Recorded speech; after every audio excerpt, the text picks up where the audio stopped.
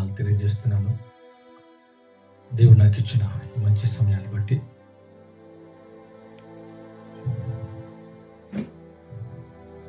దేవుని ఎంతగానో స్తుతిస్తూ ఆరాధిస్తున్నాను. ఆయన నామానికి మహిమ కలుగును గాక. మీరందరూ బాగున్నారని నమ్ముచున్నాను. ప్రభు మిమ్మును మీ కుటుంబాన్ని దీవించి ఆశీర్వదించును గాక. రోగులైన వారిని ప్రభు స్వస్థపరచును గాక. మీ ఆత్మ శరీరాలకు నెమ్మది సమాధానం కలుగును గాక. దయచేసి కళ్ళు మూసుకున్నట్లయితే ప్రార్థించి ముందుకెళ్దామండి. పరిశుద్ధుడైన తండ్రి, ఎవరైతే నాయన లైవ్ని వీక్షిస్తున్నారో వారందరినీ జ్ఞాపకం చేసుకోండి. వారి వారి సమస్యల నుంచి విడిపించండి. రోగులైన వారిని స్వస్థపరచండి. నెమ్మది లేని వారికి నెమ్మది సమాధానము కలిగించేయండి. ప్రభా, ఆర్థిక ఇబ్బందులు, కలతలు, కల్వరాలు, కుటుంబ సమస్యలు, అనారోగ్య సమస్యలు తండ్రి వారి జీవితంలో ఎదుర్కొనే ప్రతి విధమైన సమస్య నుంచి విడిపించండి. మీ శాంతి సమాధానముతో నింపి నడిపించండి. ఇప్పుడే మీరు స్వస్థపరుస్తున్నందుకు వందనాలు. మీ గాయపు హస్తముల ద్వారా వారి జీవితంలో ఉన్న ప్రతి వ్యాధి, ప్రతి బలహీనత, ప్రతి చీకటి యేసు క్రీస్తు నామములో తొలగిపోమని ఆజ్ఞాపిస్తున్నాం. యేసు నామములో తొలగిపోనుగాక. తండ్రి, కుటుంబంలో ఉన్న ప్రతి విధమైన సమస్య నుంచి విడిపించండి. అలా చేసినందుకు వందనాలు, స్తోత్రాలు. వాయిస్ ఆఫ్ జీసస్ మినిస్ట్రీస్ ద్వారా నాయన అనేకుల్ని ముడుతున్నందుకు వందనాలు, తాకినందుకు వందనాలు. ప్రభా, మీ గాయపు హస్తముల ద్వారా ఇప్పుడే స్వస్థపరచినందుకు స్తోత్రాలు. స్వస్థపరచండి, నెమ్మది కలిగించండి. మీ శాంతి సమాధానంతో నింపినందుకు కూడా వందనాలు. అలాగే ఆత్మీయ జీవితంలో కుటుంబంగా, వ్యక్తిగతంగా, ఆర్థికంగా, వ్యాపారములు, చేతి పనులలో, చదువులలో, వారు చేస్తున్న ఉద్యోగంలో, వారి వారి విత్తనాన్ని విత్తుతున్న పొలములో, వ్యాపారంలో ఈ బలమైన కార్యాలు వారి కుటుంబాలు మీరు జరిగించమని వేడుకుంటున్నాం. అలా చేసినందుకు వందనాలు. బలమైన కార్యాలు మీరు జరిగిస్తున్నారు. అపవాది, చీకటి, దురాత్మలు ఏవైతే వారి జీవితాన్ని బాధిస్తున్నాయో, ఏవైతే వారిని దుఃఖ పెడుతున్నాయో ఇప్పుడే యేసు నామములో తొలగిపోమని ఆజ్ఞాపిస్తున్నాం. యేసు నామములో ఇప్పుడే ఆజ్ఞాపిస్తున్నా. నజరేయుడగు యేసు క్రీస్తు నామములో వారికి ఉన్న ప్రతి సమస్య తొలగిపోనుగాక. బలమైన ఈ కార్యము జరిగించినందుకు వందనాలు.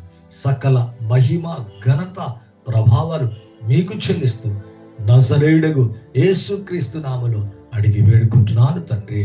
ఆమేన్ అండ్ ఆమేన్. థ్యాంక్ యూ అండి. Thank you. చాలా మంచిది. ఈ యొక్క మధ్యాహ్న కాల సమయంలో ప్రభు నాకు ఇచ్చిన ఈ మంచి సమయాన్ని బట్టి దేవుని ఎంతగానో స్తుతిస్తున్నాను. ప్రత్యేకంగా మరి కొన్ని దినాల నుంచి అనాయింటింగ్ మీద మాట్లాడుతున్నాను. రాజుల అభిషేకం అని సొలొమోను కొరకు కొన్ని విషయాలు మరి యూట్యూబ్లో మీరు పెట్టడం చూస్తున్నారు. థ్యాంక్ యూ అండి. వాచ్ చేస్తున్న మీ అందరికీ కూడా నా ప్రత్యేకమైన శుభాలు. ప్రభు మీ జీవితంలో ప్రవచనాత్మకంగా మాట్లాడుతున్నాడు. మీ సమస్యలన్నీ దేవుడు దూరపరచుట మీరు చూస్తారు.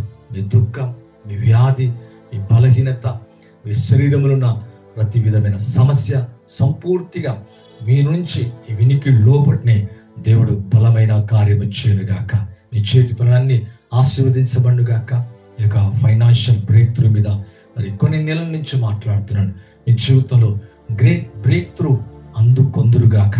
ఇంకో విధంగా చెప్పాలంటే మీ ఆర్థికమైన సమస్యలన్నీ మీ నుంచి దూరమైపోనుగాక.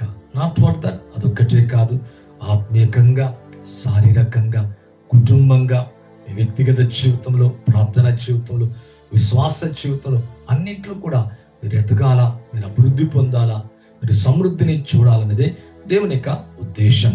మంచిది. మరి కొన్ని దినాల నుంచి మరలా అంటున్నాను, ఫైనాన్షియల్ బ్రేక్ త్రూ మీద మాట్లాడుతున్నాను. మరి కంటిన్యూటీగా వింటున్న వారికి మరి నేను చెప్పే సందేశాలు వారికి చాలా తేటగా, చక్కగా అర్థమవుతాయి. వారి జీవితాలు కూడా బ్రేక్ త్రూ తీసుకుంటున్నారు. అనగా నా జీవితమే కాదు, వారి జీవితాలు వినుకుంటూ ఉంటున్న మీ అందరి జీవితాల్లో దేవుడు గొప్ప బ్రేక్ త్రూ అనుగ్రహించునుగాక. మంచిది. మరి నా టాపిక్లోకి వెళ్తున్నా. మనము ధనవంతులు కావాలని మన నిమిత్తం ఆయన దారిద్రుడాయను. నిజమే ప్రియులారా, మరి సిలువలో ప్రభు చేసిన గొప్ప కార్యం ఏంటంటే మన పాప క్షమాపణకై శిలువ మీద విరేలాడాడు. ఇంకో విధంగా చెప్పాలంటే మరణించాడు, చనిపోయి తిరిగి లేచాడు.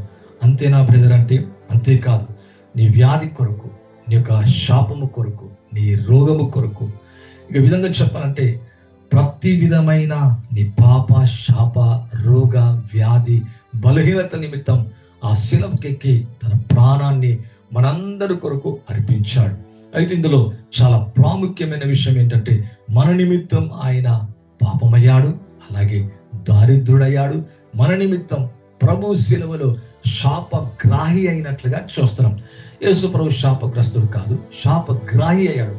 దరిద్రుడు కాదు, దరిద్రుడాయను. అంటే మన నిమిత్తం మనల్ని ప్రేమించి ఆ శిలువ ద్వారా ఏమవుతాడంటే, అంటే కృప ద్వారా, ఆయన కృప మనకు ఎలాగ అనుగ్రహించబడదంటే, అంటే ఆ కృప ద్వారా మనం ఏమవుతున్నామంటే మన నిమిత్తం, అంటే పాపములో ఉన్న, బలహీనతలో ఉన్న, వ్యాధిలో ఉన్న, మరి మరణకరమైన స్థితిలో ఉన్న మన జీవితాన్ని ప్రేమించి మన నిమిత్తం యేసయ్య పాపముగా, రోగిగా, వ్యాధిగ్రస్తుడిగా మార్చబడిగా చూస్తాం. ఈరోజు నువ్వు విడుదల పొందబోతున్నావు. ఎందుకంటే సిలువ నీకు విడుదలనిస్తుంది. యేసు క్రీస్తు రక్తము ద్వారా నీకు విడుదల కలుగుతుంది. నీ సమస్యలన్నింటిలోంచి నువ్వు విడుదల పొందబోతున్నావు. మరలా అంటున్నా, లైవ్ చూస్తున్న మీ అందరి జీవితంలో దరిద్రతకు, పేదరికానికి, వ్యాధికి, నీ బలహీనతలకు నువ్వు ముగింపు పలకపోతున్నావు. మీ జీవితంలో ఈ మధ్యాహ్న కాల సమయంలో పరిశుద్ధాత్మ సహాయం ద్వారా ప్రవచిస్తున్నా, ఎన్ని దినాల నుంచి మీ జీవితాన్ని వ్యాధి, భయము, బలహీనత, పేదరికం మిమ్మల్ని తరుముతుందో ఆ సమస్యలన్నీ యేసు నామములో దూరమైపోనుగాక. నిజమే, పాపము మనకు మరణాన్ని కలగచేస్తుంది, వ్యాధి అంతే, అలాగే పేదరికము కూడా చాలా బాధాకరమైంది, మరి ఎంతో అవమానకరమైంది. మరి అది ఒక విధంగా చెప్పాలంటే మన జీవితాన్ని ఎంతో అవమానభరితంగాను, భయస్థులుగాను, ఇంకో విధంగా చెప్పాలంటే టైం లాస్, అంటే సమయాన్ని ఎంత కాలము వ్యర్థము చేస్తూ ఉంటుంది. ఇంకో విధంగా చెప్పాలంటే అది అల్టిమేట్గా ఆఖరిగా మరణాన్ని కలగచేస్తుంది. ఇక కొందరి జీవితంలో పేదరికాన్ని బట్టి దొంగలించడం, అబద్ధమాటం, భయపడటం, ఈ విధంగా రకరకాలుగా పేదరికాన్ని బట్టి మనుషులు నలిగిపోతున్నాడు. అయితే ఈరోజు నువ్వు నలగాల్సిన అవసరం లేదు. ప్రభు నీ కొరకు నలిగిపోయాడు. తాను బాధించబడ్డాడు, తను శ్రమ పెట్టబడ్డాడు, తను కొట్టబడ్డాడు. ఆయన పొందిన దెబ్బల చేత నీకు నాకు స్వస్థత, ఆయన రక్తంలో పాప క్షమాపణ.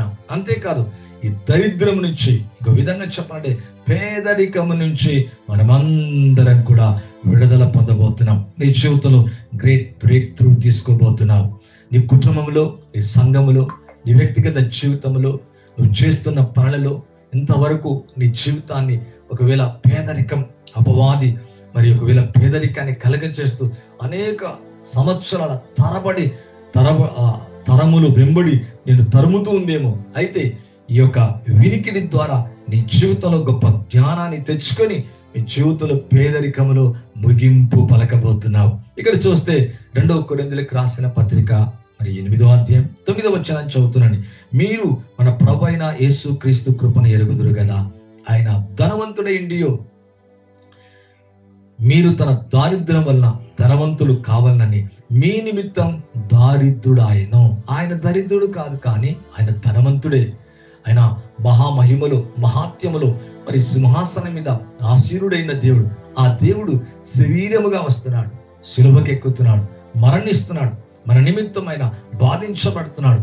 దేని కొరకంటే పాపము, వ్యాధి, ఇంకా దాంట్లో ఉన్న ఒక ప్రాముఖ్యమైన విషయం ఏంటంటే మన పేదరికము కొరకు కూడా, మన దారిద్రత కొరకు ఆయన దారిద్రుడై మనల్ని ధనవంతులుగా చేయటకైన దారిద్రుడైనట్లుగా వాక్యములు చూస్తున్నాం. ఈరోజు ప్రతి విధమైన దరిద్రత యేసు నామములో నీ కుటుంబం నుంచి తొలగిపోనుగాక, నీ మనసు నుంచి వెళ్ళిపోనుగాక. పేదరికం చాలా అవమానభరితులుగా చేస్తుంది. ఇందాక నేను ముందు చెప్పాను, అవమానానికి అప్పు ఉన్నదనుకోండి, అప్పు మనల్ని ఏం చేస్తుంది? భయపెడుతుంది. మరి చలనిగా ఉన్నట్లయితే మనం చాలాసార్లు మరి పేదరికాన్ని బట్టి అవమానం పొందుతాం. సరైన జాబ్ లేదు, సరైన ఉద్యోగం లేదు. అంతేకాదు టైం లాసెస్ కూడా అవుతుంది. టైం ఎంతో లాస్ అవుతుంది. ఈరోజు కొనుక్కోవాల్సింది ఈరోజు కొనుక్కోలే, ఈరోజు తెచ్చుకోవాల్సింది ఈరోజు తేలేదు అంటే అక్కడ టైం వేస్ట్ అవుతుంది. అంటే సమయము కూడా ఎంతో లాస్ అవుతూ ఉంటుంది. ఆఖరికి అది మరణాన్ని కలగచేస్తుంది. కొందరి జీవితంలో దీన్ని బట్టి దొంగలించడం, అబద్ధమాడటం, మోసము చేయటం, ఈ విధంగా లోకములో మనం అనేక విషయాలు చూస్తున్నాం. అందు నిమిత్తమే ఇటువంటివి నీ జీవితంలో జరగద్దని గొర్రెలకు జీవము కలుగుటకు, సమృద్ధిగా కలుగుటకు ఆయన శిలువలో తన ప్రాణాన్ని పెట్టి మనమందరం కూడా సమృద్ధిగా, అనగా ఇంకొక విధంగా చెప్పాలంటే ధనవంతులుగా, మన నిమిత్తం ఆయన దారిద్రుడైనంట. మీరు మన ప్రభు అయిన యేసు క్రీస్తు యొక్క కృపను ఎరుగుదురు కదా. నిజమే, దేవుని యొక్క కృప మన పాపాలు క్షమిస్తుంది, మన రోగాలు స్వస్థపరుస్తుంది.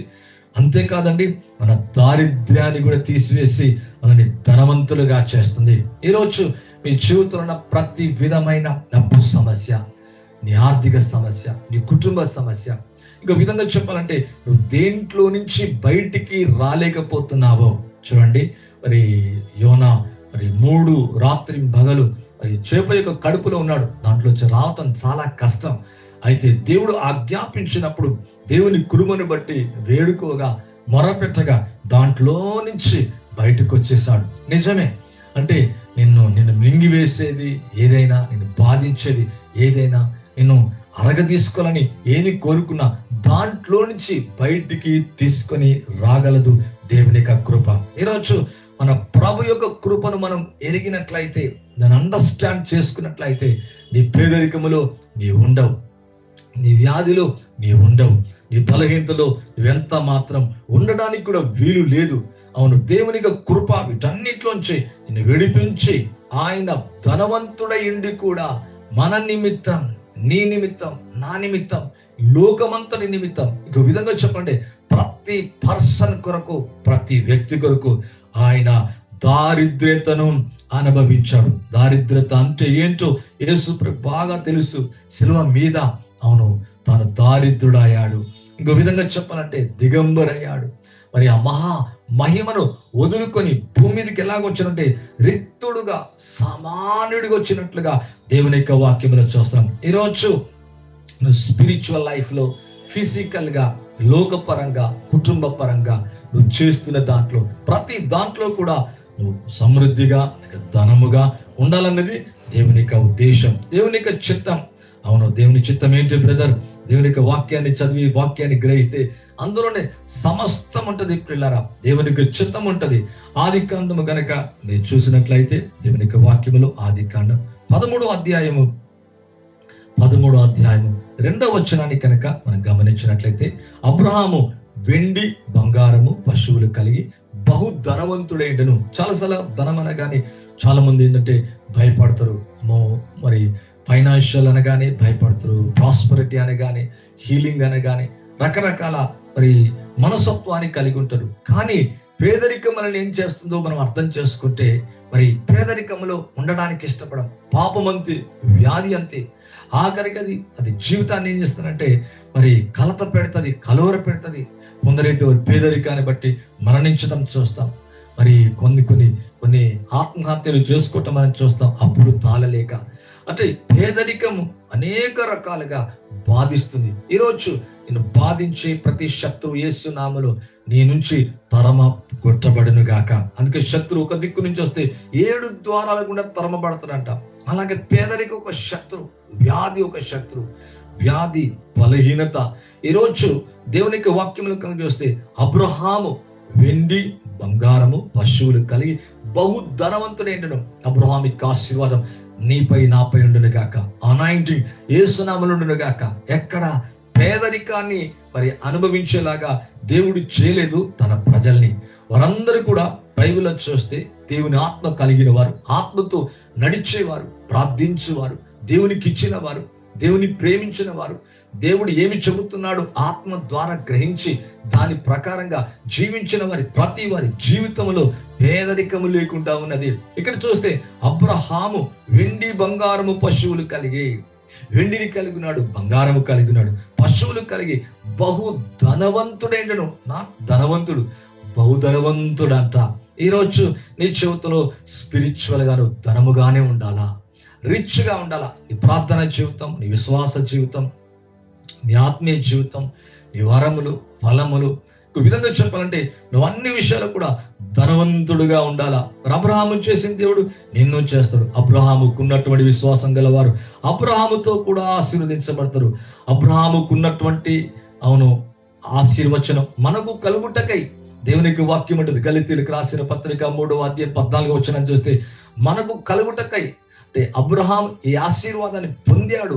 ఆశీర్వాదం మనకు కలుగుటకై మన నిమిత్తం యేసయ్య శాపగ్రాహిగాను, దారిద్రుడు, పాపమాయను, వ్యాధిగ్రస్తుడిగా మార్చబడ్డట్టుగా చూస్తాం. ఇక్కడ చూస్తే మరి చాలా మంది ఉంటారు, ధనవంతులైపోతే దేవుని విడిచిపెడతారేమో, దేవుని మర్చిపోతారేమో.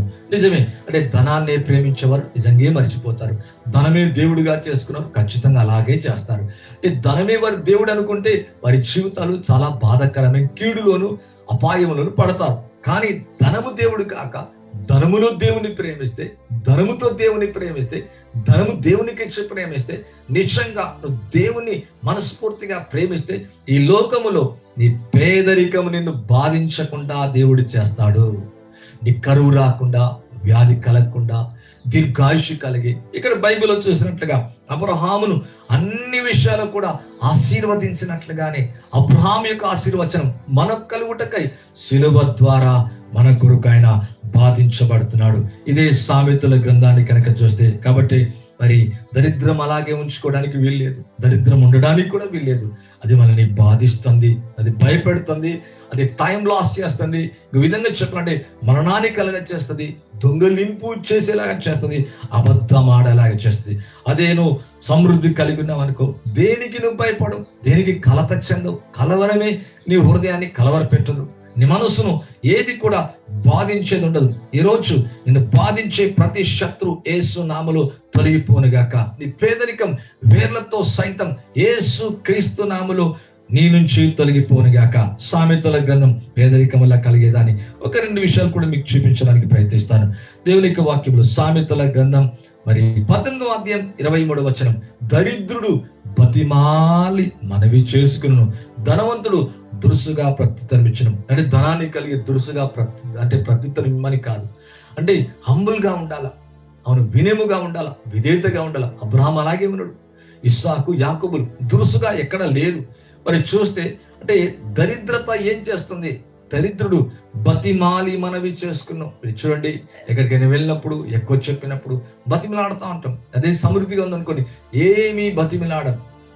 అది హాస్పిటల్ బిల్స్ కావచ్చు, లేకపోతే అప్పుల వారి దగ్గర కావచ్చు, లేకపోతే కట్టవలసిన దగ్గర కావచ్చు, రెంట్స్ పేయింగ్ దగ్గర కావచ్చు, ఎక్కడైనా కానీ. అంటే ఒక దగ్గర మనం కట్టేటప్పుడు బతిమాలి, ఎవరు బతిమాలుతున్నాడు? దరిద్రుడంట. అంటే పేదరికం దరిద్రతను కలగ చేస్తుంది. ఈరోజు నీ యొక్క దారిద్ర్యం, నీ యొక్క పేదరికం, నీకున్న బాధ, నీకున్న సమస్య నీ నుంచి తొలగిపోనుగాక. ధనవంతుడు దురుసుగా ప్రత్యుత్తరం ఇచ్చును. అంటే దురుసుగా ప్రత్యుత్తరం ఇవ్వాలని కాదు, కానీ ధనవంతుడి యొక్క లక్షణాన్ని మాట్లాడుతున్నాడు. ధనం ఉన్నప్పుడు వ్యక్తి బతిమాలాల్సిన అవసరము లేదు అని ఇక్కడ మనకు అర్థమవుతుంది. సామెతల గ్రంథం మరి 10వ అధ్యాయము చూద్దాం ప్రియులారా. కొన్ని విషయాలు చూస్తే కొంచెం అండర్స్టాండ్ అవుతుంది. 10-15, ధనవంతుని ఆస్తి వానికి ఆశ్రయ పట్టణం, దరిద్రుని పేదరికం వానికి నాశనకరం. అంటే పేదరికము లేదా దారిద్రము లేదా అప్పు సమస్య, లేకపోతే ఆర్థిక సమస్యలు, లాసెస్.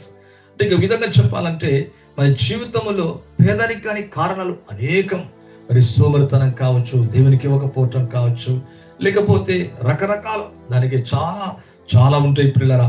అయితే దాంట్లో మనం గమనిస్తున్నది ఏంటంటే, ధనవంతుని ఆస్తి ద్రవ్యం అన్నిటికీ అక్కడికి వచ్చినంట. ధనవంతుని ఆస్తి వానికి ఆశ్రయ పట్టణం. అప్పుడప్పుడు చూడండి, కొంతమంది మెడికల్ బిల్ కట్టలేక, మెడికల్ చూపించుకోలేక మరణించిన వారు ఉన్నారు. అదే ఎంత వ్యాధి వచ్చినా, ఎంత బాధ వచ్చినా దానికి కావలసిన డబ్బు వారి దగ్గర ఉన్న కారణాన్ని బట్టి బ్రతికి ఇంకా కొంత ఆయుష్ను పొడిగించుకున్న వారు కూడా ఉన్నారు. అంటే ఇక్కడ మనకేమర్థం అవుతుందంటే, డబ్బు కూడా చాలా ప్రాముఖ్యమైంది. దేవుడికి కావాలా? అయితే దేవుని స్థానంలో డబ్బులు పెట్టొద్దు. మరలా అంటున్నా, దేవుడు దేవుడే. అయితే ఈ లోకపరంగా నీకు కావలసిన అన్ని కూడా దేవుడు సమస్తాన్ని సమృద్ధిగా ఇచ్చే ఆ ప్రభు మీద నీ విశ్వాసం ఉండాలా, నీ నమ్మిక ఉండాలా, నీ ట్రస్ట్, నీ బిలీఫ్, నీ ఫెయిత్ అనేది యేసు ప్రభు మీద ఉండాలా. ధనవంతుని ఆస్తి వానికి ఆశ్రయ పట్టణం అంట. దేనికి బెదరడు, దరిద్రుని పేదరికం వానికి నాశనకరం. చూడండి, పేదరికం వాడిని ఏం చేస్తుంది? అల్టిమేట్ గా అంటే చివరిగా చెప్పాలంటే వాడిని నశింప చేస్తుంది. అవును, వాడు దొంగతనం. అవును, ఎవడు దొంగతనం, ఎవరు ఆ నశింపును కలగజేస్తారంటే అపవాది అయిన సాతాను. మంచిగా అర్థం చేసుకొని ప్రయత్నించాల. అవును, అపవాది యొక్క గురి ఏంటంటే నాశనం. అవును, దొంగతనం, హత్య, నాశనం కలగచ్చేనంట ధనవంతుని ఆ స్త్రీ. అవును, స్పిరిచువల్ లైఫ్ లో ఎలా ఉండాలంటే రిచ్ గా ఉండాలా, ధనముగానే ఉండాలా, ఐశ్వర్యంగా ఉండాలా, బలముగా ఉండాలా. అందుకే బలిష్ఠులు ఐశ్వర్యము చేపడతారు. యెహోవా ఆశీర్వాదం ఐశ్వర్యం ఇచ్చినంట అబ్రహామును. మరి అబ్రహామే కాదు, మీరు ఇశ్రాయేలు ప్రజల్ని మరి ఐగుప్తులో 430 ఏళ్ళు బాధించబడిన తర్వాత మరి బయటకు వస్తున్నప్పుడు పేదరికంతో రాలే, బహుధనవంతులై. ఇంకో విధంగా చెప్పాలంటే ఆ ఐగుప్తు యొక్క ధనాన్నంతా దోచుకొని వారు బయటకు వస్తున్నట్టుగా, సమృద్ధితో బయటకు వచ్చినట్లుగా, వారిలో ఏ ఒక్కరికి కూడా ఎటువంటిది తక్కువ లేకుండా ఉన్నట్టుగా వాక్యములో చూస్తున్నాం. అంటే వారి జీవితంలో 430 ఏళ్ల తర్వాత దేవుడు తీర్పు తీర్చిన తర్వాత వారు బయటకు వచ్చేటప్పుడు పేదరికముతో రావట్లేరు. ఈరోజు అనేక సంవత్సరాల నుంచి ప్రభు నమ్ముకుని ఉండొచ్చు, నమ్మకంగా ఉండొచ్చు, ప్రేమిస్తూ ఉండవచ్చు, ఆరాధిస్తూ ఉండవచ్చు, మందిరానికి వెళ్తూ ఉండవచ్చు, దేవుని స్తుతిస్తూ ఉండవచ్చు, లేకపోతే ఉపవాసం అంటూ ఉండవచ్చు. అయితే పేదరికములో నుంచి నువ్వు బయటపడాలంటే అనేక విషయాలు ఉన్నాయి ప్రియులారా. అవును, దేవునికి ఇచ్చి నువ్వు ప్రేమించాలా. అలాగే కొన్ని విషయాలు ఉంటాయి, వాటిని మనం సరి చేసుకున్నప్పుడు నిజమే ఈ పేదరికాన్ని మనం ఎంత మాత్రం కూడా ఒప్పుకోవడానికి వీలు లేదు. నీ పిల్లల మీద, నీ కుటుంబం మీద ప్రవచిస్తున్నా, మీ జీవితంలో ఉన్న పేదరికం యేసు నామములో తొలగిపోనుగాక, దారిద్ర్యం తొలగిపోనుగాక, దరిద్రం యేసు నామములో ముగిసిపోనుగాక, అప్పు సమస్య తీరిపోనుగాక, సమృద్ధిగా క్రీస్తు యేసు నామములో నీ జీవితంలో మిగిలిపోనుగాక, నీ చేతి నిండా సమృద్ధిగా మిగిలి దేవుని బలమైన కార్యములు చేయునుగాక. నిజమే, సొలొమోను అలాగున్నాడు.